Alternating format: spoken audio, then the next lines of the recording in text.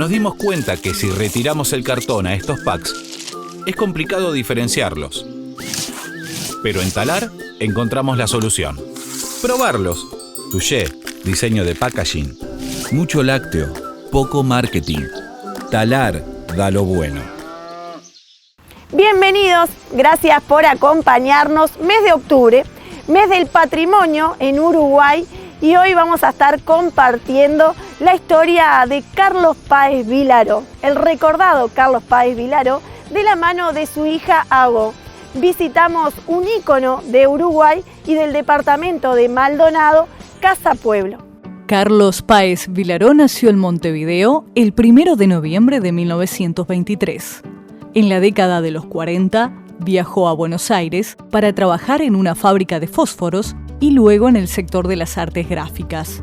A los 20 años, regresó a Montevideo, donde, impactado por las comparsas de los barrios Sur y Palermo, se vinculó a la comunidad afro-uruguaya y comenzó a colaborar en la preparación del desfile de llamadas. Pintó decenas de cartones, compuso candombes para las comparsas lubolas, dirigió coros, decoró tambores. A partir de este acercamiento, realizó varias obras mostrando distintos aspectos de la cultura y de la vida cotidiana del afro-uruguayo. Casa Pueblo es una edificación construida por el artista, ubicada en Punta Ballena, a 13 kilómetros de Punta del Este. Hoy, en Cuestión de Actitud, nos cuenta parte de la historia su hija, Ago. A veces los recuerdos se fuman, pero nos acompañan hasta el día en que la muerte apaga nuestra capacidad de recordar. Carlos Páez Vilaró. Un verdadero placer siempre charlar con vos. Gracias por recibirnos. Bueno, muy feliz de que vengan y más un día radiante como el día de hoy. Siempre bienvenidos. En una semana tan especial también consideramos que era muy bueno poder nuevamente mostrar este lugar tan cálido, tan lleno de amor. Y bueno, contar un poquito a vos, más que nada, para ir introduciendo en lo que es esta entrevista, los comienzos de Don Carlos, quien llegó de Montevideo a Punta del Este y se enamoró de este lugar. Bueno, en realidad mi padre, desde muy joven, era muy inquieto y le gustaba todo. Le gustaba escribir, le gustaba pintar, le gustaba andar en bicicleta, era muy buen deportista. Y siempre le gustó mucho la naturaleza. Entonces, él cuenta siempre que un día que llegó, que pasó por Punta Ballena, vio un inmenso atardecer. Entonces paró el auto y dijo, voy a bajar. Y bajó, y en ese momento en Punta Ballena no había absolutamente nada, había ganado, era como un gran campo donde había ganado. Entonces atravesó el alambrado y se sentó a mirar la puesta de sol. Y a partir de ese momento sintió que este lugar iba a ser para él hacer su atelier y se enamoró del lugar. Entonces en ese momento, bueno, imagínate, era enorme todo este pedazo de tierra y también era difícil obtener el dinero para comprarlo. Pero él tenía un hermano, Miguel, su hermano mayor, que lo ayudó económicamente y que siempre creía en sus locuras, porque él siempre era como un visionario, veía más allá de lo que vemos todos, porque imagínate, en este lugar que era desierto, ¿a quién se le iba a ocurrir venir a construir su casa? Entonces tuvo la ayuda de mi tío Miguel y de mi abuelo, el papá de mi madre, que era una persona de campo, y bueno, y también apoyó mucho las locuras de papá. Entonces juntos compraron toda esta tierra, que eran 36.000 metros de terreno, que comenzaban acá, donde estamos en este lugar, hasta la punta de la ballena. Entonces después se juntaron una cantidad de amigos y fueron comprando diferentes terrenos, que luego se hizo el Club de la Ballena, y bueno, se fueron haciendo pequeñas casas, pero muy distanciadas. Hoy viste que están una casa al lado de la otra, pero en aquel momento ni siquiera, bueno, cuando papá construyó su pequeña casa, que se llamó La Pionera, la primera casa que tuvimos, no teníamos agua, teníamos que buscar agua en la cachimba, no teníamos luz, mi abuelo traía los faroles a mantilla y bueno, cuántas veces se nos rompía la mantilla de aquella época, bueno, teníamos la luz de los faroles, íbamos a pescar para comer los pescaditos, o sea, era una vida muy rústica. Pero así comenzó nuestra vida en este lugar, ¿no? Aquí, esta zona se llama el Risco Loco, donde está Casa Pueblo instalada. Él eligió este lugar porque es como un lugar que hay una pendiente muy grande y que podés ver bien la puesta de sol. Entonces comenzó primero con esa casita y luego poco a poco nos fuimos dando cuenta que la gente le gustaba y venían y averiguaban y decían dónde está ese pintor loco, qué está haciendo. Y bueno, y llegaban las personas, llegaban los turistas, muchos amigos de papá, muchos argentinos, mucha gente de Brasil. Y era tanta la gente que venía que mi hermana, Beba, un día dijo, papá, tenemos que hacer algo con esto, ¿no? Ella, con esa mentalidad de negociante, entonces se le ocurrió cobrar la entrada. Entonces papá decía, ay, pero qué papelón, ¿cómo vamos a cobrar la entrada? Entonces se le ocurrió que cada persona que viniera o bien pagaba el valor de 10 ladrillos o una bolsa de Portland. Entonces, bueno, al final del día eran 30 ladrillos, 2 bolsas de Portland y así íbamos juntando para la construcción de la casa. Entonces Casa Pueblo nació de a poquito, ¿no? Esto ahora lo ves pronto, son 5.000 metros de construcción, pero en ese momento era un cuarto más otro cuarto, si venía más gente armaba una cama, un baño, una cocina, o sea, fue creciendo en la medida de lo que se necesitaba en ese momento.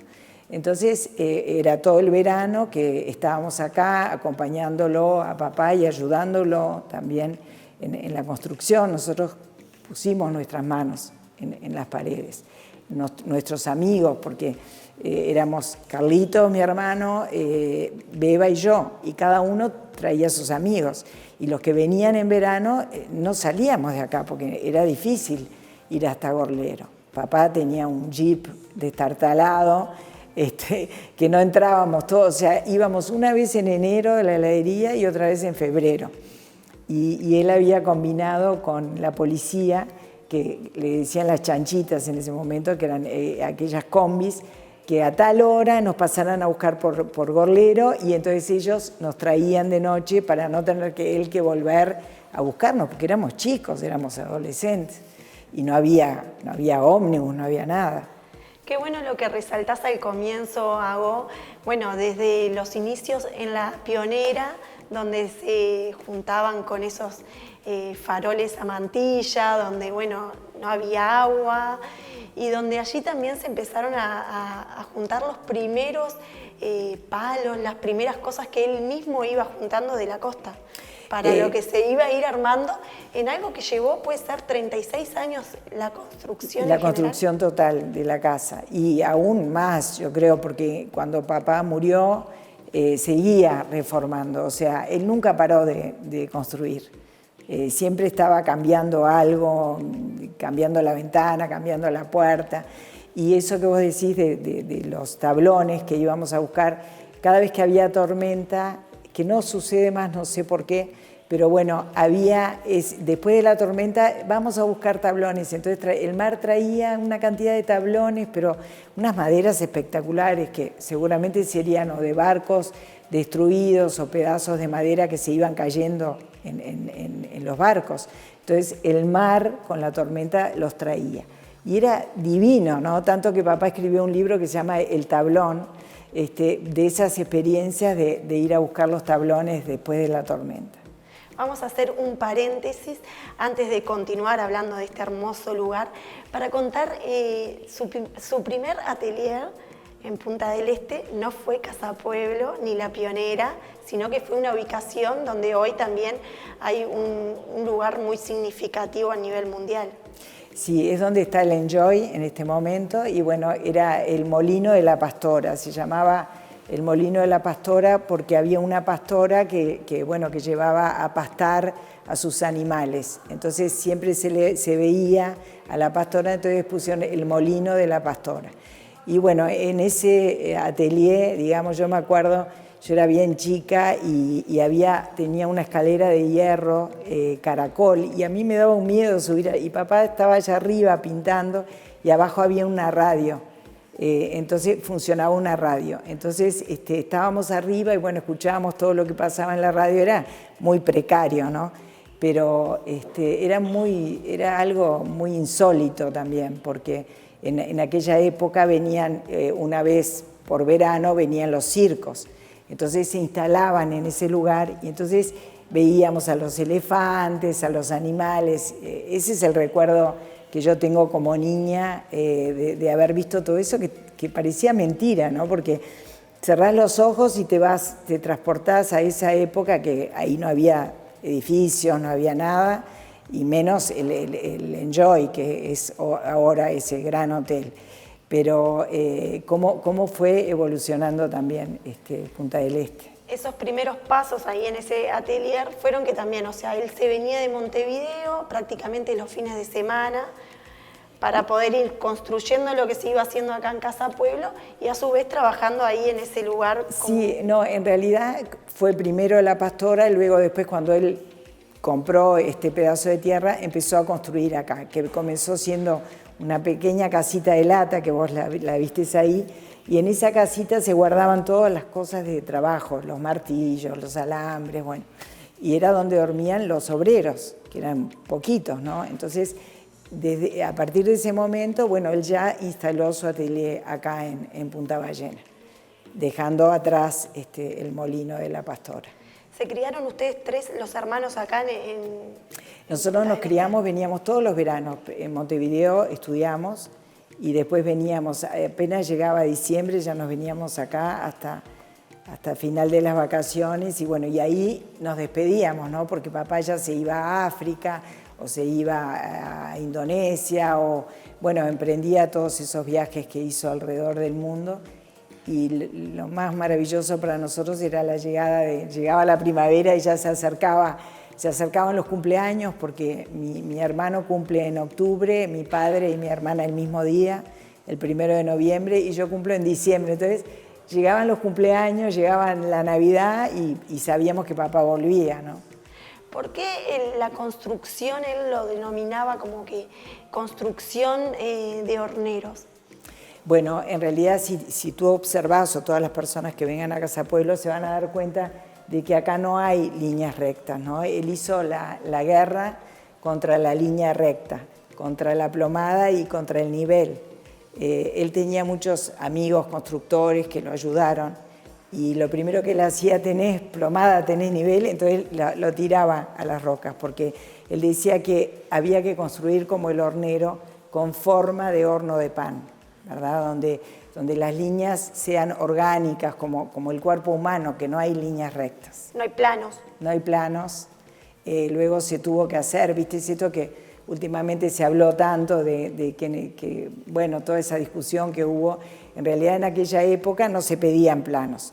Luego comenzó todo el tema de los planos, y más cuando se construyó el hotel. O sea, cuando se construyó el hotel no se podía construir absolutamente nada si esto no estaba en orden. Por eso mucha gente no sabe, y está bueno contarles a todos, de que en realidad se hicieron los planos de Casa Pueblo. Estuvieron 6 estudiantes de arquitectura durante mucho tiempo viviendo acá, volviéndose locos, por supuesto, porque no sabían si subía o si bajaba el dibujo, pero bueno, lograron por fin hacer esos planos y poner todo en orden, que hace muchísimos años que está.